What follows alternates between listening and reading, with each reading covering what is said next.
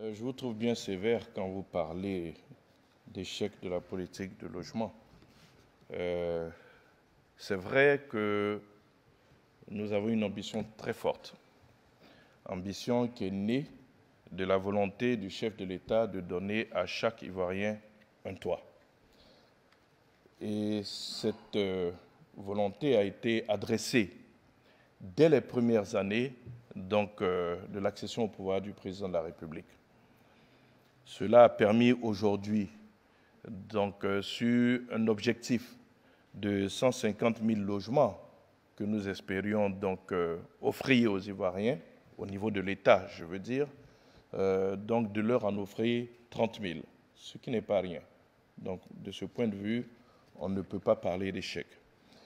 Le récent programme qui a été lancé est issu de réformes qui ont été faites après avoir tiré les conséquences de toutes les premières opérations qui ont été lancées. Lorsque nous avons voulu donner corps à la volonté du chef de l'État de donner à chaque citoyen un logement, tout de suite, tout le monde a pensé à l'acquisition. Du coup, il s'est posé un véritable problème. Il y avait des critères pour pouvoir entrer dans ce programme. Il fallait que le couple, par exemple, dans le cas d'un couple, justifie d'un revenu inférieur à 400 000 francs CFA pour pouvoir rentrer dans ce programme de logements sociaux. Mais ce que le dispositif n'avait pas prévu, c'est que nous avons beaucoup de nos concitoyens qui exercent dans l'informel. Et quand bien même ils sont éligibles parce qu'ils ont un revenu en dessous de ces 400 000, il leur était difficile de prouver qu'ils gagnaient 400 000, puisqu'ils exercent dans l'informel. La nouvelle réforme règle cette question en créant un fonds de garantie.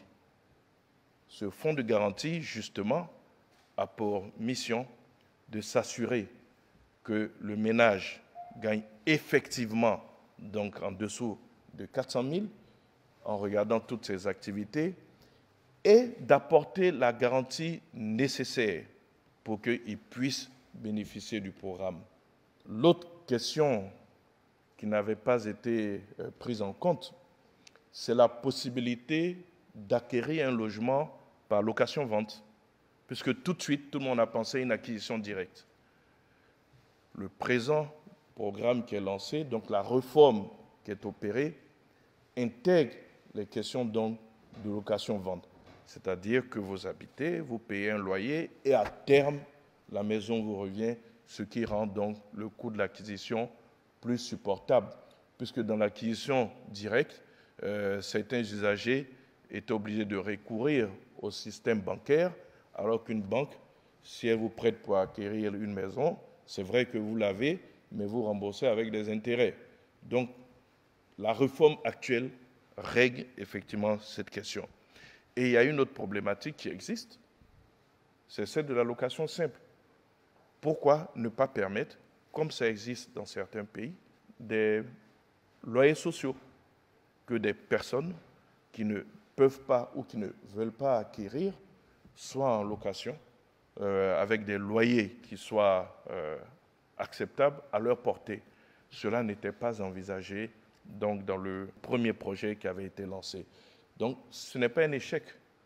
Nous avons tenu compte de tous les problèmes que nous avons rencontrés au lancement de la première phase et ça montre bien sûr la volonté du régime d'adresser cette question. Nous allons tirer toutes les leçons et nous avons amélioré le dispositif avec les réformes qui ont été prises. Ceci étant, il y a une question lancinante, même si vous ne l'avez pas posée, je profite pour y répondre. C'est la question de tous ceux qui s'étaient inscrits dans des projets lors de la première phase et qui avaient fait des dépôts initiaux auprès de certains opérateurs immobiliers. Pour tous ceux qui sont dans le programme officiel, l'argent a été versé dans un fonds séquestre. Parce que la priorité à cette époque, c'était comment sécuriser les avoirs des uns et des autres. Donc tout de suite, on a pensé à ce fonds séquestre. C'est donc dit que ces fonds sont disponibles. Donc je peux leur dire, en tout cas nous pouvons leur dire, que tous ceux qui se sont inscrits dans le programme officiel, où ils auront leur maison, où ils seront remboursés. Maintenant, il y en a qui ont contracté directement avec des opérateurs immobiliers qui n'étaient pas dans le programme présidentiel.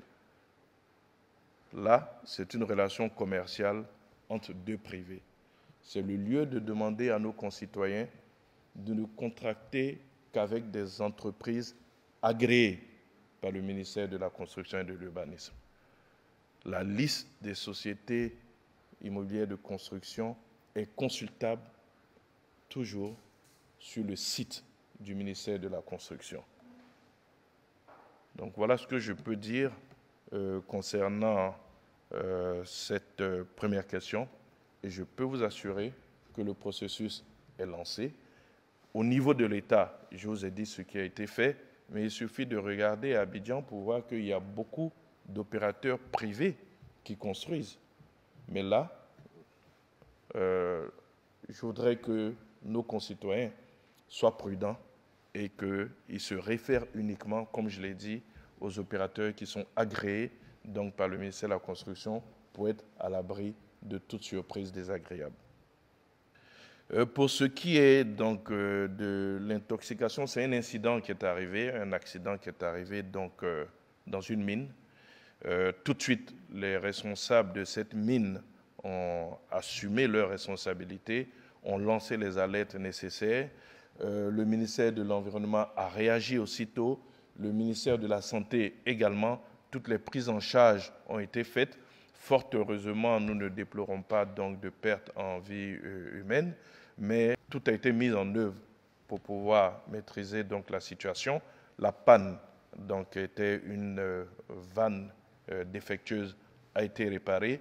Le SIAPOL donc fait des prélèvements réguliers pour s'assurer que l'eau est en train donc de retrouver donc je dirais sa qualité d'antan. Donc ce dossier a été pris en charge par le gouvernement de façon très très réactive et tous les ministères impliqués ont réagi donc de façon diligente pour apporter une solution donc à cette problématique-là. Pour ce qui concerne les grèves, toutes ces entreprises, ces sociétés d'État sont d'abord des sociétés. Elles ont des dirigeants sociaux, elles ont des conseils d'administration. C'est de la responsabilité de ces responsables-là que de traiter toutes les questions, y compris la question donc de gestion des ressources humaines. Mais ceci étant, j'avais ajouté que la responsabilité de l'État, c'est de garantir un environnement social apaisé.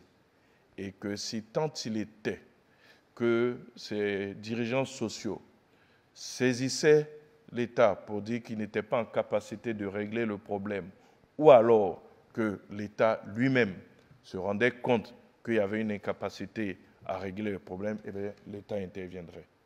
Donc je ne veux pas donner plus d'exemples que celui dont nous venons d'être témoins.